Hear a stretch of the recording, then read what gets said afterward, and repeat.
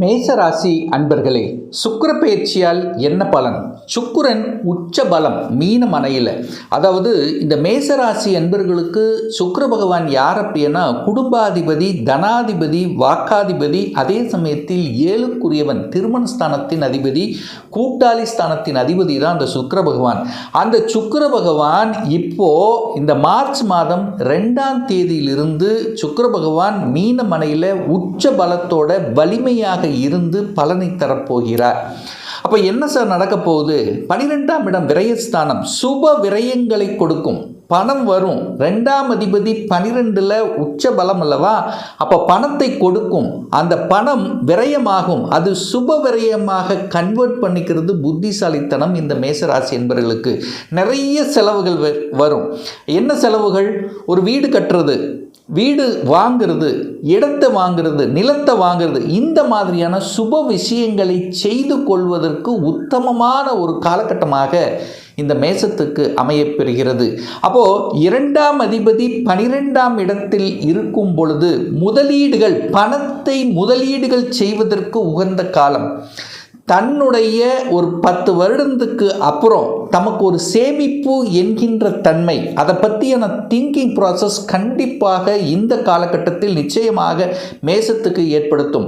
ஒரு 10 வருடத்துக்கு அப்புறம், ஒரு 5 வருடத்துக்கு அப்புறம் நம்மளுடைய தேவைக்காக ஒரு முதலீடு, ஒரு சேவிங்ஸ் பண்ணணுங்கிற எண்ண ஓட்டத்தை கண்டிப்பாக கொடுத்தே தீரும். அதில் எந்தவித மாற்று கருத்து இல்லை. அதே சமயத்தில் 12ஆம் இடத்துல சுக்கிரன் இருக்கின்ற போது, அதாவது அந்த 12ஆம் இடம் என்பது விரயஸ்தானம் மட்டும் கிடையாது, அங்க தூக்கம் என்கின்ற இடமும் அந்த இடத்துல தான் இருக்கு. அப்போ ஒரு சுகமாக இருக்கக்கூடிய, ஒரு கட்டில் சுகத்தை கொடுக்கக்கூடிய, திருமணம் சார்ந்த பந்தங்களில் என்ட்ரி ஆவதற்குண்டான வாய்ப்புகள், சந்தர்ப்பங்களையும் இந்த மேசத்துக்கு நிச்சயமாக ஏற்படுத்தும். அதாவது திருமணம் சார்ந்த விஷயங்கள், சுப காரியங்கள் சம்பந்தப்பட்ட விஷயங்கள். ஏழுக்குரியவன் அல்லவா? அப்போ ஏழுக்குரியவன் உச்சமாக இருக்கிறார் அல்லவா?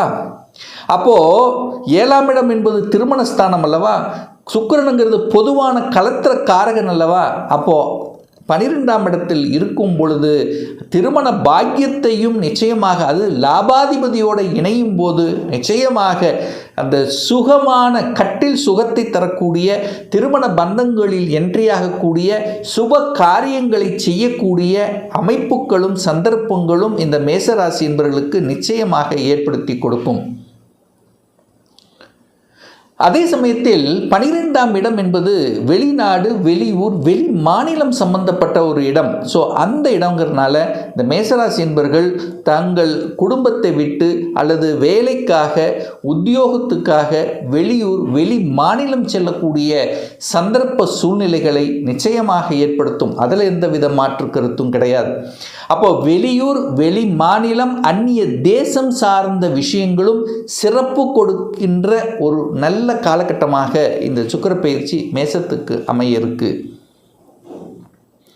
இதில் பார்த்தீங்கன்னா அந்த சுக்கிர பகவான் பார்த்தீங்கன்னா பூரட்டாதி நட்சத்திரத்தில் பிரயாணம் பண்ண போகிறார். அதாவது 2-3-2026 4-3-2026 வரை குரு நட்சத்திரத்தில், பூரட்டாதி நட்சத்திரத்தில் செயல்படக்கூடியது உங்கள் முயற்சிகள் அத்தனையும் சக்ஸஸ் கொடுக்கும். நல்ல நல்ல பாக்கியங்கள் கிடைக்கக்கூடிய வாய்ப்புகள், சந்தர்ப்பங்கள் உண்டு. ஒரு சிலருக்கு குழந்தை பாக்கியம் பெற்றுத்தரக்கூடிய அம்சங்கள், குழந்தைகளால் மன மகிழ்ச்சி, சந்தோஷத்தை தரக்கூடிய நிகழ்வுகள், சிறுதூர பிரயாணங்கள், தூரதேச பிரயாணங்கள் சென்று வரக்கூடிய யோகங்கள், இது அத்தனையும் கொடுக்கக்கூடிய அற்புதமான ஒரு காலகட்டமாக அமையும். அதே சமயத்தில் ஒரு சிலருக்கு பார்த்தீங்கன்னா, ஒரு சிலருக்கு, எல்லாருக்கும் கிடையாது, ஒரு சிலருக்கு இந்த ஆஸ்பத்திரி செலவு, ஹெல்த்து சார்ந்த விஷயங்கள் கண்டிப்பாக ஏற்படுத்தும். அதில் கொஞ்சம் கவனம் எடுத்துக்கொள்வது சிறப்பு. 5-3-2026 14-3-2026 வரை உத்திரட்டாதி நட்சத்திரத்தில் இந்த சுக்கிர பகவான் டிராவல் பண்ணுறார். அந்த உத்திரட்டாதி அப்படிங்கிறது சனி பகவானுடைய நட்சத்திரம். அந்த சனி பகவான் யார் இந்த மேசராசி என்பவர்களுக்குன்னா 10க்குரியவன், தொழில் ஸ்தானத்தின் அதிபதி, லாபஸ்தானத்தின் அதிபதி. ஸோ இந்த காலகட்டத்தில் தான் தொழிலை பற்றிய சிந்தனைகள், அதை எப்படி லாபம் ஆக்குறது என்கின்ற பற்றியான திட்டங்களை தீட்டுவது இதெல்லாம் உகந்த காலகட்டமாக அப்போ இருக்க போகிறது. அப்போ சனி பகவானோட சுக்கிரன் இணைகின்ற காலம் லாபத்தை கொடுக்கக்கூடிய ஒரு காலம். சுக்கிரனுங்கிறது தனத்தை கொடுக்கக்கூடியவன், சனிங்கிறது லாபத்தை கொடுக்கக்கூடியவன்.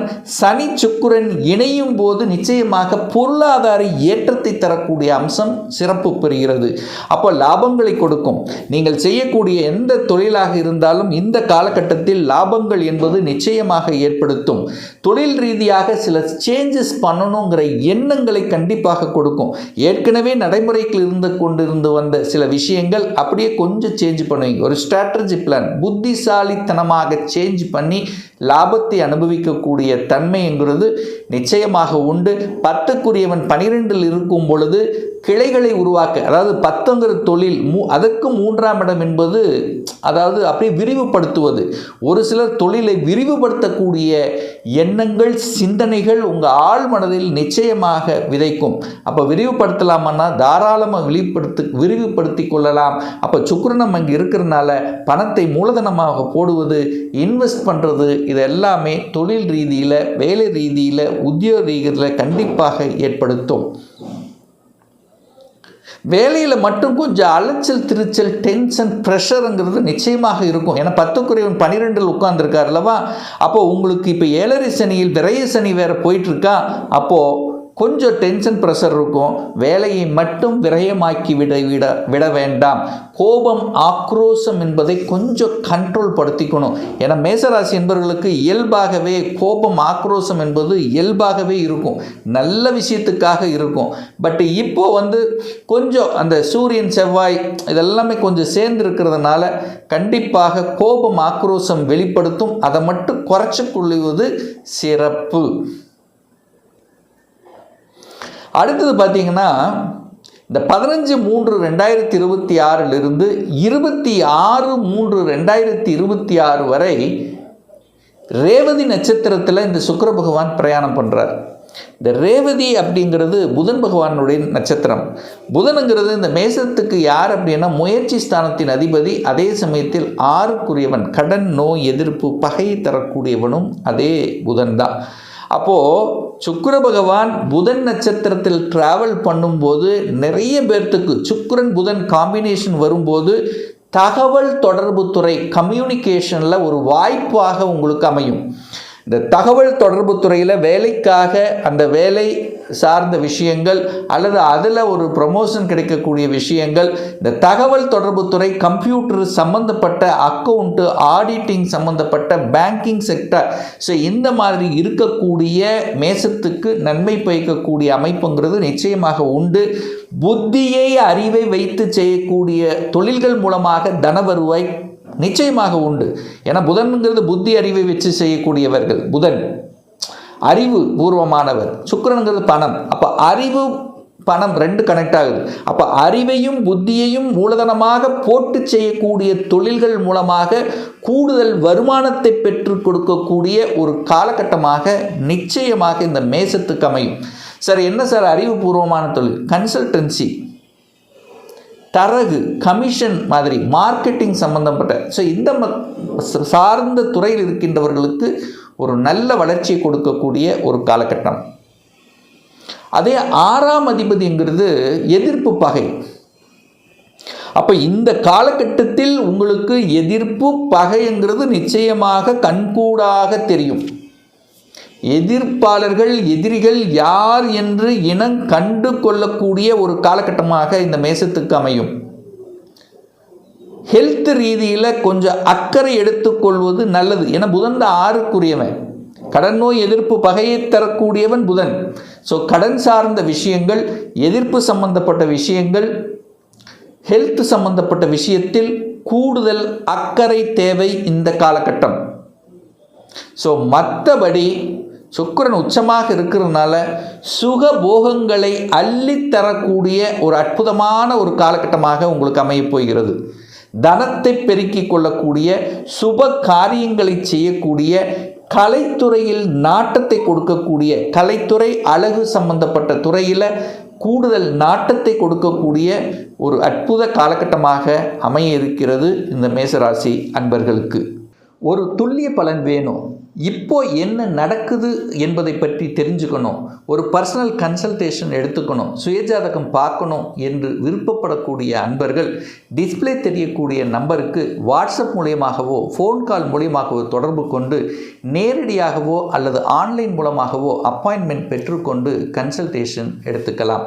நம்மளுடைய அலுவலகம் கோயம்புத்தூரில் அமைந்துள்ளது. அதாவது கோயம்புத்தூரிலிருந்து மேட்டுப்பாளையம் செல்லும் வழியில் அன்னபூர்ணாவுக்கு அருகில், அதாவது வெள்ளக்கிணர் பிரிவுக்கு பக்கத்திலேயே நம்முடைய அலுவலகம் அமைந்துள்ளது.